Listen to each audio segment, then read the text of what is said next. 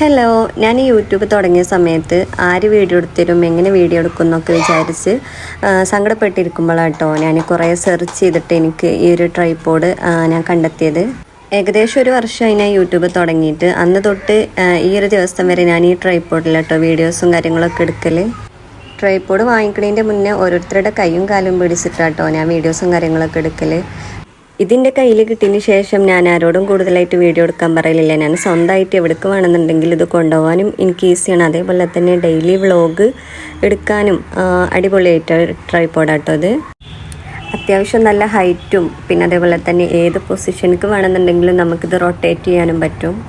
അപ്പോൾ ഞാനിതിൻ്റെ ഹൈറ്റ് എത്രത്തോളം ഉണ്ട് എന്നുള്ളത് കാണിച്ചു തരാൻ വേണ്ടിയിട്ടാട്ടോ ഇപ്പോൾ ചെയ്തുകൊണ്ടിരിക്കുന്നത്.